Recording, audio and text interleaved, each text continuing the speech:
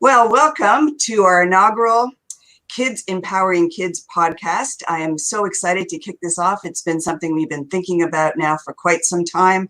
And I invited who I believe to be one of the most empowering children that I know. And I've known her since she was born, so I can attest to that. Her name is Ireland Vic-Nair, and I'm going to let her introduce herself. Welcome, Ireland. Hi, I am so happy to be here, and I just want to thank you for letting me come on this show. I I love that you think that I can empower other kids. Oh, I more than think it. I've watched it. I know it. And so one of the reasons that I'm so intrigued by you and so very proud to know you is you're very ambitious and you come up with great ideas. And here's the differentiating part, though. You actually follow through. You actually take your ideas and move them forward. And I was hoping you could share with our viewers and our guests a little bit about your business that you started, Ivy Creations, and tell us maybe as much of that journey as you'd be willing to share, sort of how you got the idea, how it got started, what it actually is, and where you're at currently in your business. Well, I started because I really like baking and I suddenly got a passion for it. I loved to bake. It was just so much fun. And then my mom and dad had this idea that I'd make my own business. And so we worked for at least a month before we really got to um, like not a settle logo, but we had a logo that we thought would be really good. And then when we went to Louisiana, my mom's sister, my aunt Erin, she helped us because she is an artist, and she helped us design a logo with the help of my dad. And so they made an amazing logo that I love, which is so much detail. And for Christmas, they got me my very own Ivy Creations apron. And so Oh, every time I cook, I get to wear that apron and know that this is my strong suit and I can do this. There's so many fun things with baking. Like there's all kinds of piping tips, but we have had a couple problems throughout doing it. We have made cakes and we haven't made cupcakes yet, but we have made tons of cookies. The problem we have with cookies would probably be that our royal icing is always too thin. We can't get it thick. It just won't come out in the piping tips. That's a problem we have. We're trying to work on that. We've tried to do that because it's just so runny. It's mm. really difficult to pipe, and so the piping tips just come out as blobs instead of a flower or something like that. And so we have been working on that and cakes. I made a couple of cakes. I made bundt cakes for a long time, lemon raspberry and lemon blueberry with Ooh, bundt cake icing. They were delicious. I made like 7 of those, and okay. so we worked really hard on making those. And then for my birthday, since my birthday was April 29th, and we were quarantined, uh, Mm. we made our own cake during all of our school when we didn't have school, and so we made it on Wednesday, which was the date of my birthday. And so my mom stayed home because she could go to work, but she stayed home to help make a chocolate Oreo cake. Oh, my So goodness. delicious. It was 2 layers of chocolate cake with Oreo icing on the sides and then Oreos all around. It Oh, was wow. I delicious. do remember seeing a picture of it. It looked very delicious. So good. And so you just turned 11, correct? Mm-hmm. You just graduated 5th grade at Shady Oak Primary, Mm-hmm. right? Good. And you've been there your entire academic career. Mm-hmm. Very good. And where are you going to school next year, Arlen? Can you share that with our listeners? Yes, my dad actually owns his school, which is 6th grade higher until college. And so that's the school I'll be going to next year. Fantastic. All right. So I wanted to also talk to you about, I know you're very motivated, as I mentioned, and you have a lot of grit and perseverance. And the fact that you just shared some of that, your icing is a little too thin, but you are sticking with it. You're going to figure it out. So what are some things that you do when you get an idea? Like, are you a goal setter? Do you plan? Do you take action steps? Sort of what's your process? Hmm. I normally I try to set goals, but sometimes interference gets in the way. Me and my sister like to play, and so we go crazy with that. And then even when we're trying to work, we get sidetracked because of all the cool stuff at our house. Even during school days, it's a little bit hard because we have dogs and all kinds of cool toys. But we're normally supposed to be downstairs when we do our work, and so there's not a lot of toys. But there is still the dogs, and they are adorable and cute, and they get in the way of all that stuff. But I work hard and I don't give up. I love doing work as long as it's not math. I'm not a big fan of math, but I can still do math because you need math to do baking. So Yes. I know how to do fractions and I know how to do all the math stuff, but it's not exactly the thing I like to do. I'd rather do something easier and more, I don't know, just not math. I'm not a big fan of math, but I can still do it. It's not difficult. But when I have a goal, I should set goals, but it's very difficult too. I have been trying and getting up in the morning trying to do that. I actually had a notebook that I started writing goals in. Me and my sister thought of writing goals when actually my dad mentioned it to his students on their morning call. I remembered goals and I thought, let's do goals. And so we've been working to do that. And that's all. Well, and I remember too being at your father's school when you and your sister were there, and it was right at the beginning of this new pandemic where you were having to work from home through Zoom with your teachers, and you guys had an area all set up. You had an action plan. You knew exactly when you were going to do stuff. It's like you had your whole day scheduled. And I thought that was just remarkable because I, as you know, have been in touch with many of our students, and that wasn't the case across the board. So can you sort of, was that something your parents asked you to do, or is that something you came up with? How did that get going? Well, we used to do a schedule during the summer last year, and then I thought of it this year because we had the quarantine, and so we thought we'd make up a schedule. And so we had like time for math, time for ELA, and we also had to fit the Zoom classes in, of course, with literature and typing and the things that my dad wanted us to do. So we had a lot of schoolwork, but we still were able to get it done by the end of 3:15, like we normally do, and started at 8 every morning. And so as I watched people on math Zoom, I was noticing how people were like getting up 10 minutes before, and so everyone was like staying up late and stuff. And I thought that must be very hard to get all their schoolwork done, because we wake up at 7:30 and we get ready, and we start at 8. And sometimes we'll have breakfast and sometimes we won't, but really that's it.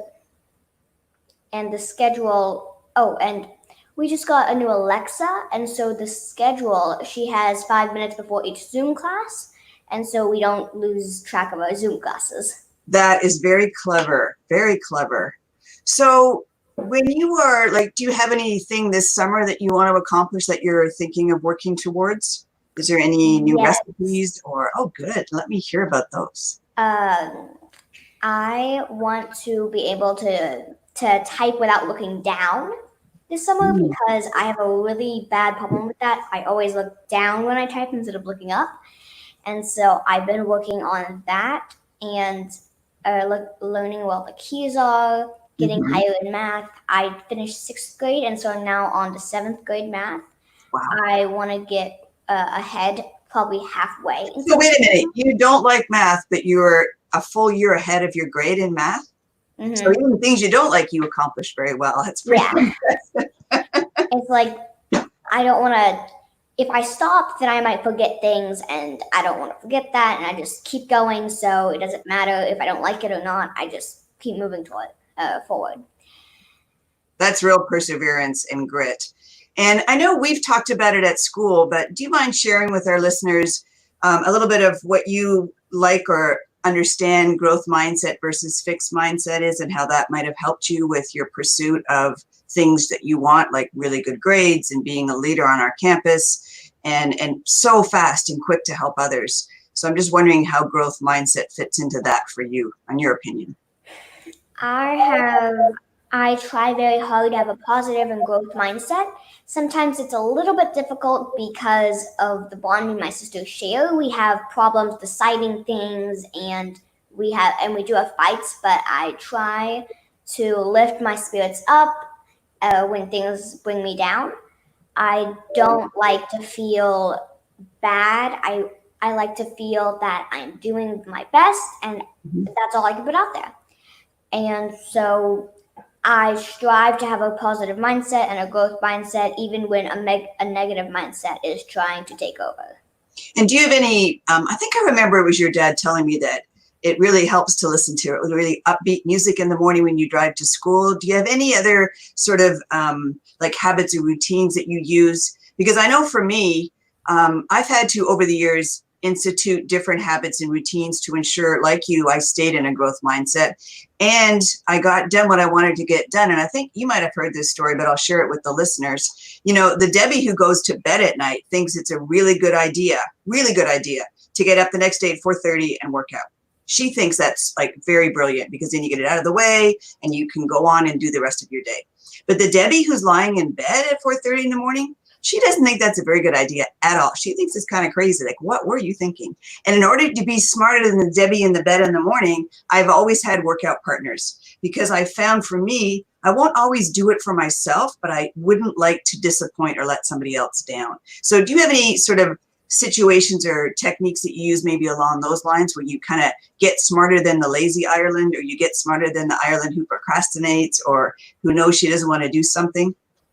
Well, actually, this was perfect because last night, for the last couple of nights, we've been sleeping pretty much in.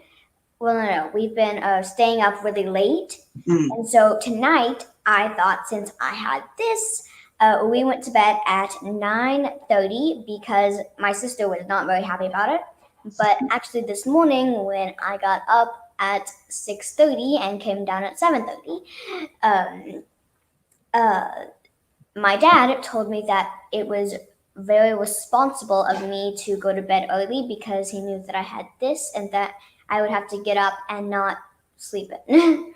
Right. So, So, well, thank you for doing that. That tells me how important this is to you, and it certainly is our very first one. And I'm so excited to do this.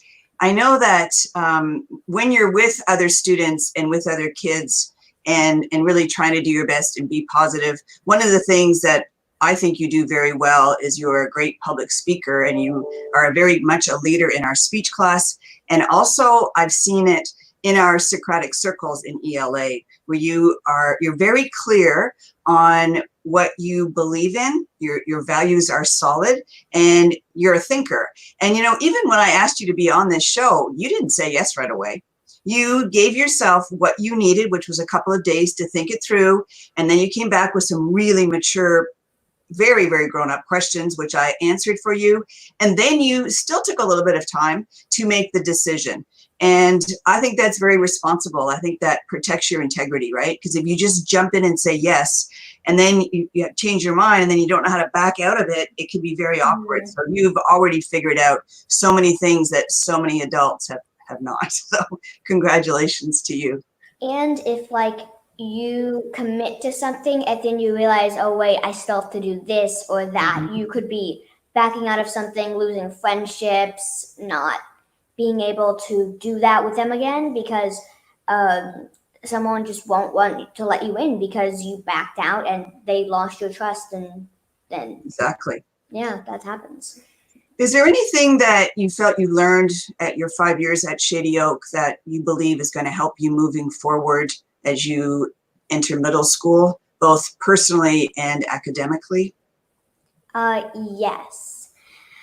Academically, tons of people at Gateway have different grades, and so I never. This is something that you've taught me, and so have my parents, to never compare yourself to others. I Mm. have a huge problem with comparing myself to others, and so I've been working to try to not compare myself to others and say I'm good for what I can do, and I don't need to be better than anyone else. I I really like that the teachers that you have at your school are amazing, every teacher that I've seen throughout my 5 years is great. There's no bad things about any of them. All of them try very hard to make this a fun school, and I think you picked amazing teachers Thank you. because I've learned so much from every teacher I've seen, from how to tie my shoe to how to spell better, because I used to not be able to spell at all. I still have some problems with that, but my spelling has gone very high since I was in first grade, or even last year. I was still having trouble spelling words, and I feel like the teachers this year were great, and I was able to work on my spelling. Awesome. And we do some things different. We have Genius Afternoon. We have project-based learning. What of those are you going to miss the most, do you think? I think I'm going to miss, because I already know we can do hands-on stuff at my dad's school, but I think I'm going to miss Genius Hour and probably seeing most of my friends, because not any of my friends are going to my dad's school. They're either staying back at Shady Oak or they're going to a different school. And so I think I'll miss doing Genius Hour with my friends and miss doing that. Do you mind taking just a few minutes and explaining to our audience who may not know what we refer to as Genius Hour or Genius Afternoon, what it is? Yes. Well, the first couple of days of Genius Afternoon or Hour, we take planning, as we take something that we want to do and we plan steps each Friday. After all the work, we plan steps, and each Friday we move towards those steps, and we basically can go into the art room and use necessary items in there and create amazing sculptures or paintings or portraits or like whatever really you can do. And it's so much fun. You get to learn new techniques. There's all kinds of cool, like there's clay, paint, sculpture, drawing, fiber arts. It's like everything you could ever imagine, and you can make whatever you want. It's amazing. In the Tab Studio. And so the Genius Hour, we also do a section called Shark Tanking, where the students produce an idea, like you mentioned, and then the others help them by critiquing the idea. And I know there was a time that you were very, very helpful with two of our other students, and you were going to share a resource with them. Can you tell the audience a little bit about that, what happened? Yes.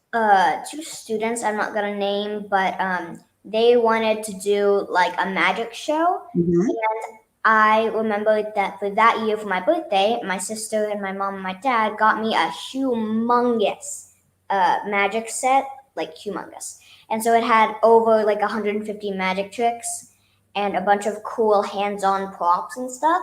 And I was willing to let them use it for 10% of their profit.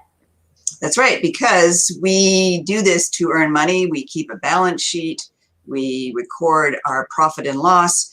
And unfortunately, this year we didn't because of COVID-19, but in the past, we've been able to sell our wares to the community and earn money. So we will get that going just as soon as this pandemic is over and done with. We'll get something going so we can share and show off all the hard work that you guys did. So, well, Ireland, I want to thank you so very much for being my first guest and for kicking this first show off for us so eloquently. You've done an excellent job, and I know you're going to do great things in this world, and I hope you will be willing to come back and join us on the show again real soon.